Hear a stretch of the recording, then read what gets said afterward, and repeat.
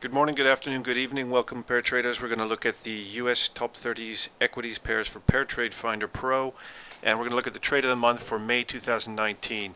That's a trade that was called on the 23rd of April to go long a bank with symbol PPBI and to go short a bank with symbol WAL. Let's take a quick look at what those businesses are. The first one is Premier Pacific Bancorp, traded on NASDAQ, about $30 a share. Small bank, regional bank, so it's about 1.8 billion market cap, beta of 1.65, 1.7, and trading on a 13 PE.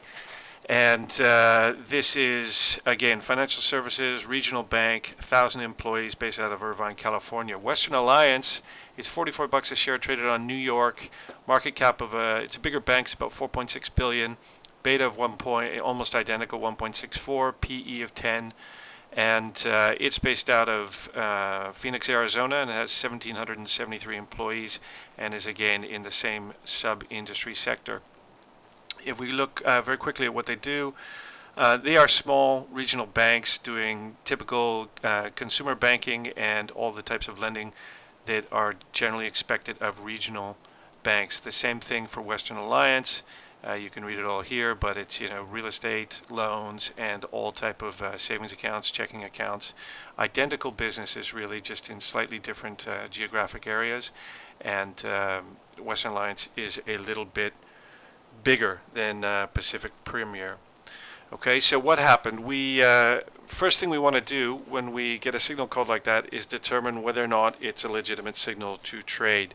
Now, we've done the fundamental screening for you on the top 30 U.S. equities pairs, so you have to look at that a little less than you would otherwise with pairs of your own, but we can look at it quickly if you want. You can see enterprise value here of about 2.4 billion, 1.65 beta, 1.64 beta, enterprise value of 3.99, so they fit on that basis.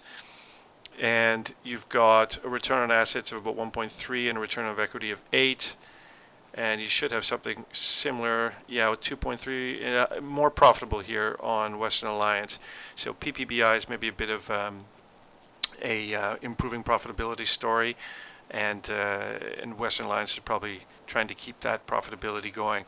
So what you can see, though, is they're very similar businesses. One major difference here is that Pacific Premier does pay a dividend of about 3% yield, and the dividend date is within 1 week of the signal. So that's something to keep in mind. There's no dividend on Western Alliance. That 0.8, that's 0.22 on a quarterly basis on a $30 share. This is about 0.6%. The good thing is we're going long Pacific Premier Bancorp, so we will collect that dividend over the period of the pair trade. The other thing to look at is earnings announcements. And you'll see, and we'll go into a bit of detail, that the earnings announcements are what generated this signal, and they happened on April 23rd, the day of the signal, and the next ones aren't until July, so you've got plenty of time to let the pair trade run out and reach its conclusion. So let's look at the backtest. Why do we choose this in the first place? This is a great pair. We love it because over the last 2 years it's given 10 trades, correlation of 82%, co-integration of 0.98, so highly co-integrated, highly correlated. Compound annual growth rate for capital deployed in the pair, unlevered, so just self-financing, was 17.43%, and a max drawdown of 9% over those 2 years. Gross profit of almost $5,000, about $1,000 in commissions, and the average net profit of trade is about $380, and 90% of them were winners, and the average days in trade were 20 days, 20 market days. If we look at the equity curve here, lots of trades and all going in the right direction. So bottom left to top right. You do pay a bit more commissions because there are a lot more trades here, but the trader take versus the broker take is fantastic still, nevertheless.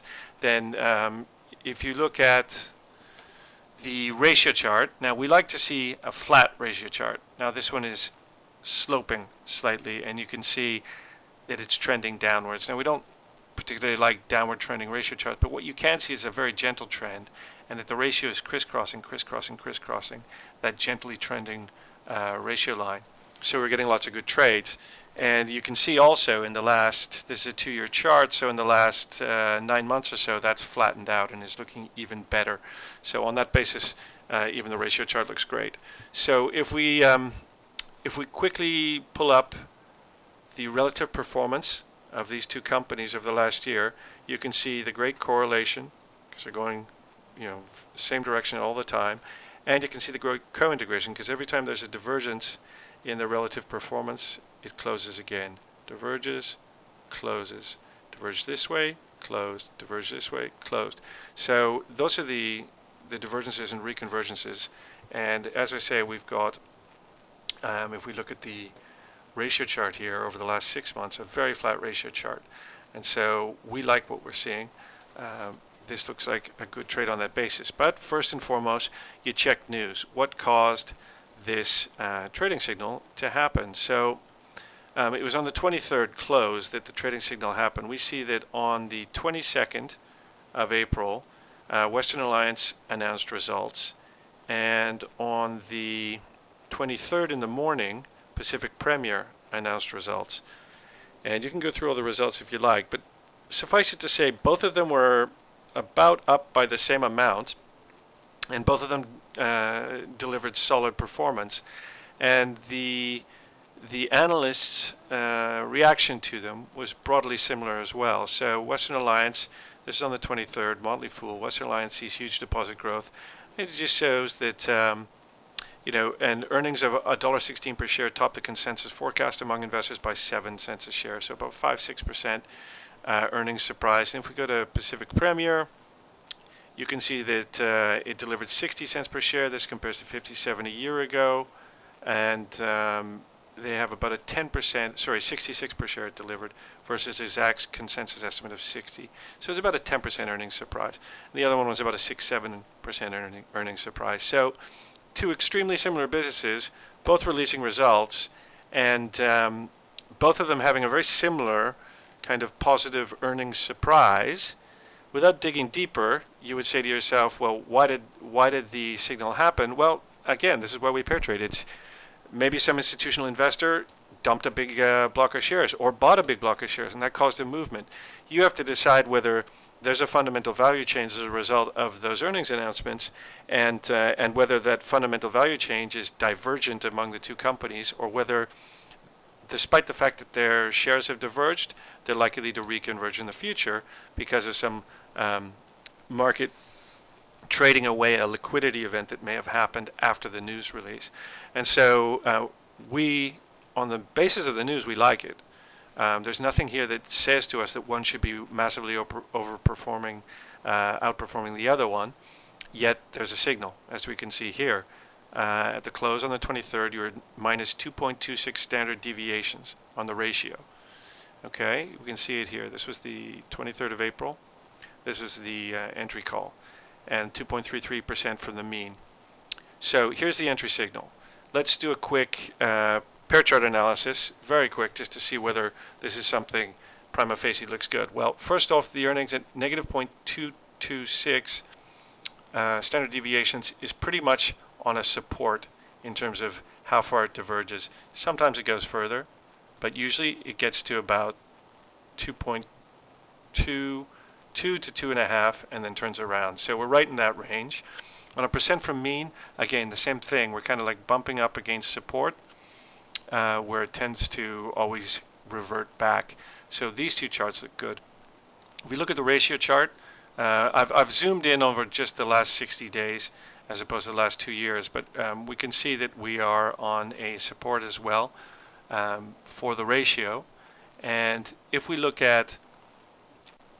looking for divergence, if we can look at this low and then this low, we can see that on the RSI chart we had this very, very extreme low reading here.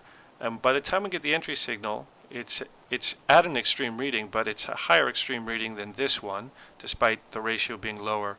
So the ratio trending this way, and remember, we don't have this when we're seeing the signal.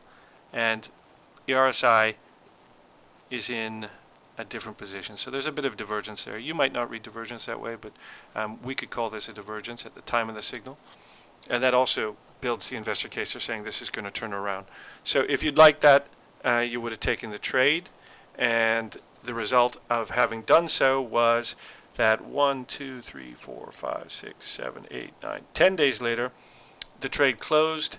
It crossed the zero here, and you made $488.49, which is above the average winning trade of about $400.